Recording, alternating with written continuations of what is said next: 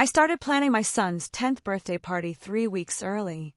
Not because I'm the kind of mom who needs everything perfect, but because Leo had been counting down the days like it was a national holiday.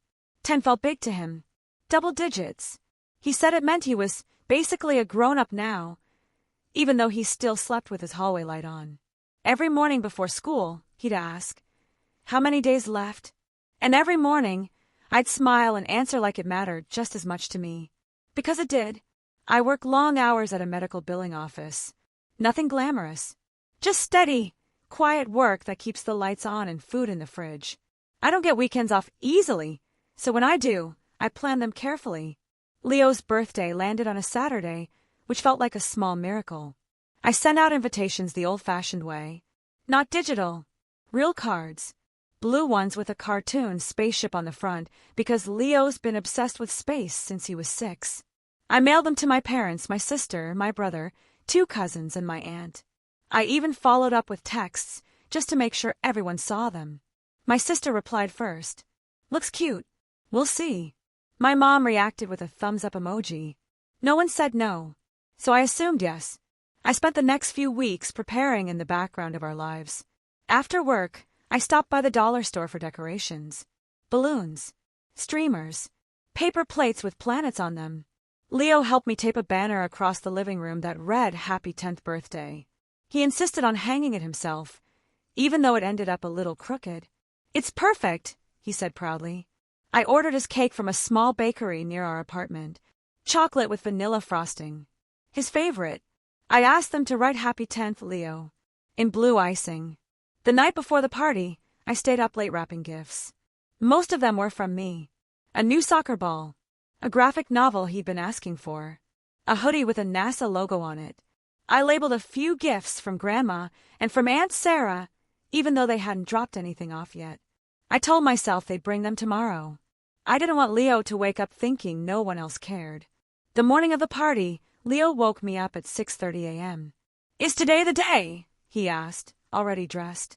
I laughed and pulled him into a hug. "Yes, astronaut. Today's the day." He spent the morning pacing between the window and the kitchen, watching the parking lot like guests might arrive early. Every time a car slowed down, he perked up. By noon, everything was ready. The cake sat in the fridge. The snacks were laid out. The balloons floated against the ceiling, gently bumping into each other whenever the air conditioner kicked on. I checked my phone. No new messages. The party was supposed to start at 1. At 12:55, I sent a casual group text. "Hey, just checking in. We're all set over here," smiling face with smiling eyes. Seen. Seen. Seen. No replies. At 1:10, Leo asked, "Who do you think will come first?" "Probably Grandma," I said without thinking. "She's always early." That wasn't true anymore, but I needed it to sound true. By 1:30, the cake was still untouched. The doorbell hadn't rung once. Leo sat on the couch, twisting a balloon string around his finger. He didn't say anything. He just kept glancing at the clock. I checked my phone again. Nothing. At 1:45, my brother texted, "Running behind today. Might not make it." No apology. Just information. My sister didn't respond at all. Neither did my parents. I felt something shift in my chest. Not panic, not anger, something colder. Familiar. I knelt in front of Leo and asked, "Hey, bud, wanna open some presents while we wait?" He nodded, a little too quickly. "Sure." He opened each gift carefully, saying thank you after every one, even though most were from me. When he got to the ones labeled from family, he hesitated. "These are from Grandma and Aunt Sarah?" he asked. "Yes," I said, forcing a smile. "They wanted you to have them today." He looked at the door again. "Are they coming later?" I didn't answer right away. I didn't know how, because in that moment, standing in a living room full of decorations and silence, I realized something I'd been avoiding for years. This wasn't a mix-up. It wasn't bad timing. It wasn't forgetfulness.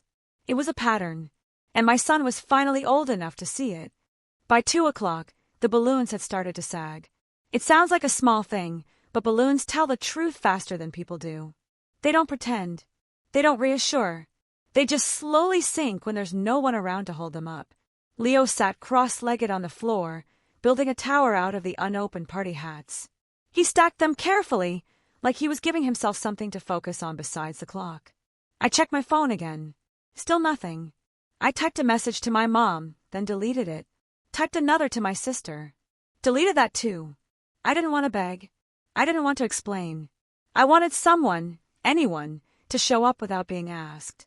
At 2:12, my aunt finally replied, "So sorry, sweetheart. We had a long morning. Maybe we'll stop by later if things calm down." If things calm down. I stared at the words until they blurred. Leo looked up. "Is that Grandma?" "No," I said. "Just Aunt Linda." "Oh," he said softly, then went back to his tower. I hated the way he said, "Oh." It wasn't angry. It wasn't dramatic. It was small and careful, like he was trying not to take up too much space with his disappointment. At 2:30, I took the cake out of the fridge. "Let's light the candles," I said brightly. Too brightly. Leo blinked. "Now?" "Yeah," I said. "Why not?" He nodded and helped me place the 10 blue candles in a neat circle. When I struck the match, my hand shook. I held it behind my back until it steadied. We sang together. Just the two of us. My voice cracked on the last line. Leo closed his eyes to make a wish. I watched his face carefully, wondering if I could tell what he wished for. He blew out the candles in one breath. "Did you wish for anything good?" I asked. He shrugged. "I wish we could save some cake for later." That was when I had to turn away. I cut 2 slices and handed him the bigger one.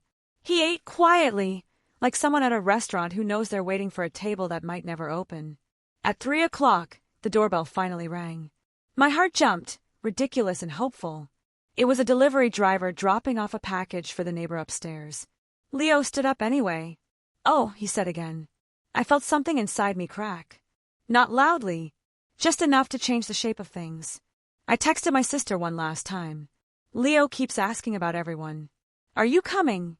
3 dots appeared, disappeared, appeared again, then nothing. I didn't send another message. Instead, I opened the windows and let the noise of the street fill the room. Cars passed. Kids laughed somewhere down the block. Life went on, completely unaffected by the party that hadn't happened. I sat next to Leo on the couch. "Hey," I said gently, "how about we take the cake to the park later and feed the ducks?" He smiled, a real one this time. "Can we?" "Of course." At 3:45, my brother finally called. I didn't answer. He left a voicemail. I listened to it once, standing in the kitchen with my back against the counter. "Hey," he said. "Sorry we couldn't make it. Things came up. You know how it is. Maybe we'll do something next weekend. You know how it is." I deleted the message. At 4 o'clock, I started cleaning up. I took down the banner. The tape pulled a little paint off the wall. I didn't care. I popped a few balloons to make it go faster. Each one made a sharp sound that echoed too loudly in the quiet apartment.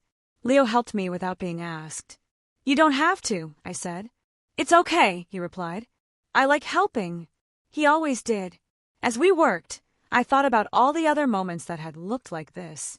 Holidays where plans changed last minute. School events where seats stayed empty. Times I'd explained it away as busy schedules or misunderstandings. But sitting there on the floor, surrounded by half-deflated balloons and untouched plates, I couldn't pretend anymore. This wasn't about a birthday. It was about priority. At 5:30, we left for the park with the cake in a cardboard box. Leo ran ahead of me, laughing as he chased a group of pigeons. For a few minutes, he looked like a normal 10-year-old again, not a kid who just learned something heavy about the people who were supposed to love him. I sat on a bench and watched him, the cake balanced beside me. My phone buzzed once more. My mom. I didn't open it. I already knew what it would say. And for the first time, I realized I didn't need to hear it. That night, Leo fell asleep faster than usual. No questions. No complaints. Just a quick goodnight and a hug that lasted a second longer than normal. I stood in the doorway for a while after he drifted off, watching his chest rise and fall, wondering what a 10-year-old carries silently when adults let him down. I cleaned the kitchen slowly, like I was afraid to finish. The cake box sat on the counter, half full. I wrapped it again, even though I knew we wouldn't eat most of it. My phone buzzed twice. I didn't check it. I sat at the small dining table and stared at the empty chairs. 4 of them. I'd pulled them out earlier, arranged them neatly, imagining who would sit where. My mom near the window. My sister by the cake. My brother leaning back, joking like always. Now they looked ridiculous. Like props in a play that never opened. I remembered other birthdays. Not just Leo's. Mine. The way plans would change last minute. How I'd be told I was too sensitive when I looked disappointed. How showing up was always optional when it came to me. I had promised myself it would be different for my child. But here we were. The next morning, Leo was unusually quiet. He ate his cereal without turning on the TV. He didn't ask for seconds. He didn't ask about the party. That scared me more than tears would have. On the walk to school, he kicked at loose gravel on the sidewalk. "Mom," he asked suddenly. "Yeah. Did I do something wrong?" I stopped walking. "No," I said immediately. "Of course not. Why would you think that?" He shrugged, eyes still on the ground. "Maybe they were busy because of me." I knelt down so we were eye level. "Listen to me. You didn't do anything wrong. This had nothing to do with you." He nodded, but I could tell he didn't fully believe me. Because kids don't understand adult dysfunction. They personalize it. They assume absence means fault. After I dropped him off, I sat in my car for a long time. I didn't cry. I just stared at the steering wheel, gripping it hard enough to make my fingers ache. I thought about all the times I'd filled in the gaps for my family. Made excuses. Covered for them. Told Leo stories about how much they loved him even when they didn't show it. I had confused peacekeeping with protection. That afternoon, my sister finally called. I answered. "Oh, good," she said. "I was worried you were upset." "Why?" I asked calmly. "Well, you know. Things happen." I waited. She continued. "We just didn't think it was that big of a deal. He's 10. There will be other birthdays." Something in me went very still. "It was a big deal to him," I said. She sighed. "You're making this heavier than it needs to be." I almost laughed. After we hung up, I realized something important. They weren't sorry. They were annoyed. Annoyed that I'd noticed. Annoyed that I expected consistency. Annoyed that I hadn't smoothed it over for them yet. That evening, Leo sat at the kitchen table doing homework. "Mom," he said again. "Next year, we don't have to invite everyone, right?" I swallowed. "We don't have to invite anyone you don't want to." He thought about that for a moment. Okay, that was it. No drama. No resentment. Just a boundary forming in a child who shouldn't have had to learn one so early. Later that night, I opened my phone for the first time since the party. There were messages. "My mom, I don't know why you're being distant." "My brother, you could have been more understanding." "My aunt, family forgives. That's what we do." None of them asked how Leo was. I put the phone down and felt something shift. Not anger, not sadness. Clarity. I realized I had been working harder to keep my family comfortable than I had been working to keep my son emotionally safe. And that was going to change. I went into Leo's room and sat on the edge of his bed. He was half asleep, but he opened one eye. "Hey," he mumbled. "I just want you to know something," I said softly. "You deserve people who show up for you. Every time." He smiled faintly. "I know." As I turned off the light, I understood that the most painful part of that birthday wasn't who didn't come. It was the truth I could no longer ignore. Once you see a pattern, you can't unsee it. 4 days after the party, I replayed moments from the past that I dismissed too quickly. Little things. Quiet things. The kind of things you only recognize as damage when you stop calling them misunderstandings. I remembered Leo's school play last year. How I'd saved 2 seats for my parents. How the lights dimmed and the auditorium filled. How I kept checking my watch until the curtain rose and the seats beside me stayed empty. I remembered Christmas mornings when gifts from my side of the family arrived late, or not at all, but everyone else's pictures filled the group chat by noon. I remembered how often the phrase, "we'll try," had been used with us. Try meant no. What finally made it click wasn't a memory. It was a conversation. My cousin Megan called me a week after the birthday. We weren't particularly close, but she'd always been honest in a way the others weren't. "I didn't know if I should say anything," she began. "You can," I said. "I'd rather know." She hesitated. They didn't think the party mattered because, well, they assume you handle everything on your own anyway. I waited. "And," she added quietly, "they think you chose this life." Single mom. Smaller apartment. Fewer expectations. They figured you wouldn't mind. I thanked her and hung up. Then I sat there, stunned by how calmly she'd said it. As if neglect was logical. As if love scaled down automatically when circumstances changed. That was the truth I hadn't wanted to face. My family didn't see Leo as fragile. They saw him as adaptable. And adaptable children, in their minds, didn't need effort. I thought about how often I'd stepped in to fill gaps. How I'd shown up early, stayed late, brought extra food, paid for things quietly so no one would feel awkward. I had trained them, not intentionally, not selfishly, but consistently. I had made it easy for them to care less. That realization didn't make me angry. It made me focused. The following weekend, my brother called again. This time I answered. "We need to talk about the birthday," he said immediately. "No," I replied. "We don't." There was a pause. "I mean we do," he insisted. "You've been cold." "I've been clear," I said. He laughed a little, like I was joking. "Come on. Don't turn this into a thing." "It already was a thing," I said. "You just didn't notice until it affected you." That shut him up. Later that day, my mom came by unannounced. She stood in the doorway, arms crossed, scanning the apartment like she was checking for damage. "You've been distant," she said. "It's not healthy." I nodded. "What's not healthy is pretending nothing happened." She sighed. "We didn't mean anything by it." "I know," I said. "That's the problem." Her expression hardened. "You're being dramatic." "No," I said calmly. "I'm being precise." She didn't like that. Before she left, she added, "Family doesn't keep score." "I'm not keeping score," I replied. "I'm keeping boundaries." That night, I made a list. Not of grievances. Of patterns. Who showed up. Who didn't. Who apologized. Who explained. Who minimized. The list was shorter than I expected. Leo sat across from me at the table, coloring quietly.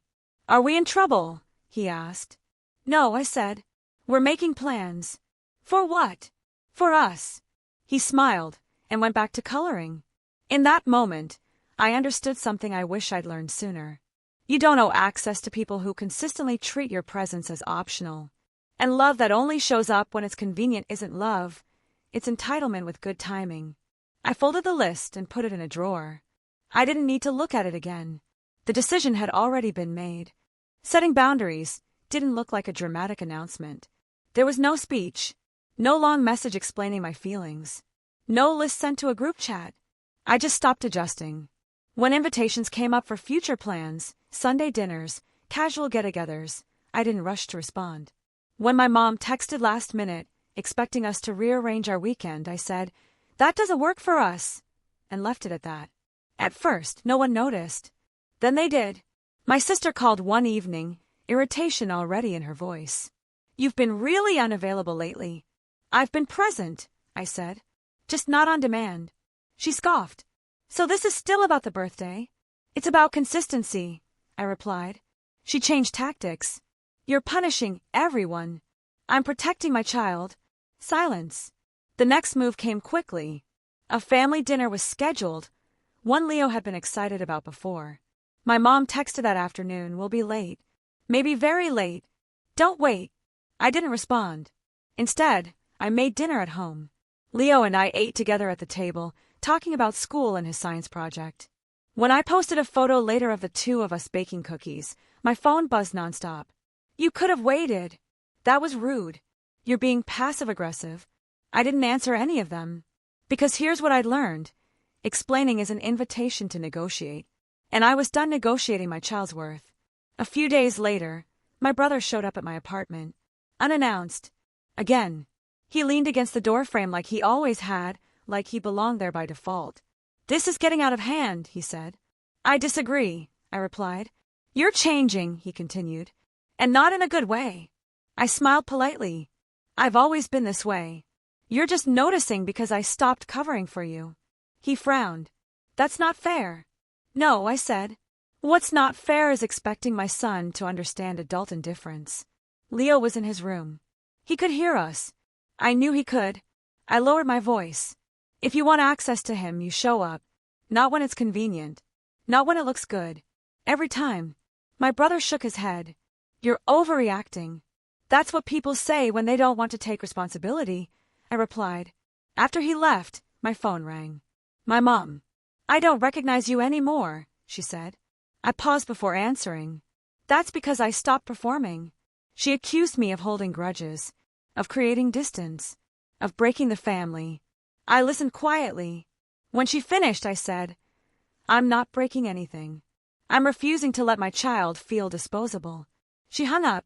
That night, Leo came out of his room. Are they mad at us? He asked. I sat him down beside me.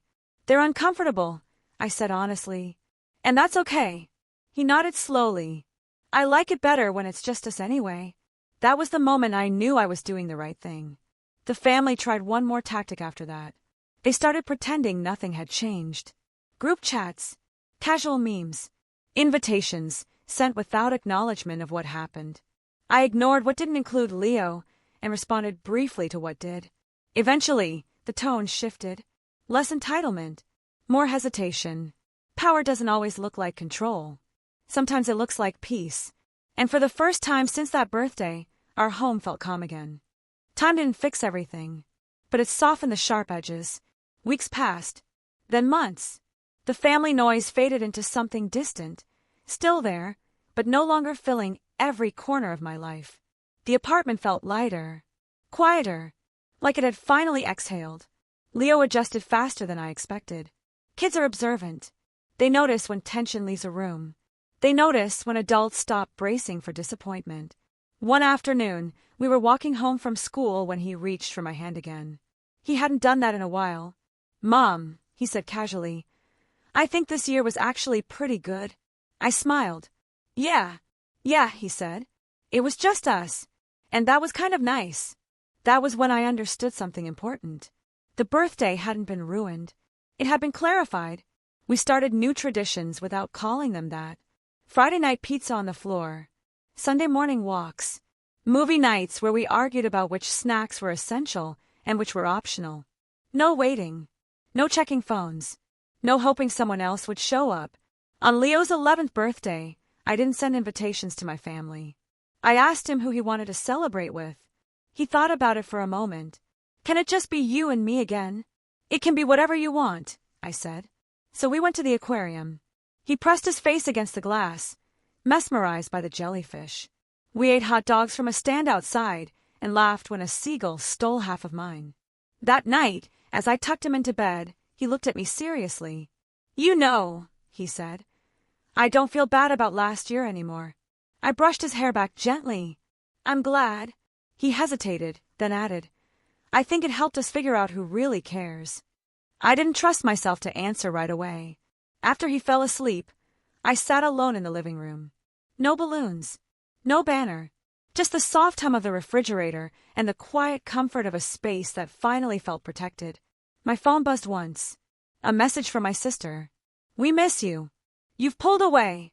I stared at it for a long time. Then I typed back. We didn't pull away. We stopped chasing. She didn't reply. And that was okay. Because I had learned something that no one had ever taught me growing up. Love doesn't require endurance. It doesn't demand silence. It doesn't ask children to understand adult neglect. Love shows up. And if it doesn't, you don't owe it explanations. You owe your child safety.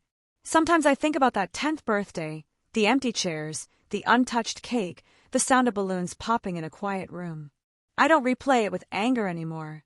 I see it for what it was. A moment that forced me to choose. Not between my family and myself, but between comfort and clarity. Between keeping the peace and keeping my son whole. I chose him. And in doing so, I chose myself too. If there's one thing I know now, it's this. Family isn't who you invite. It's who stays,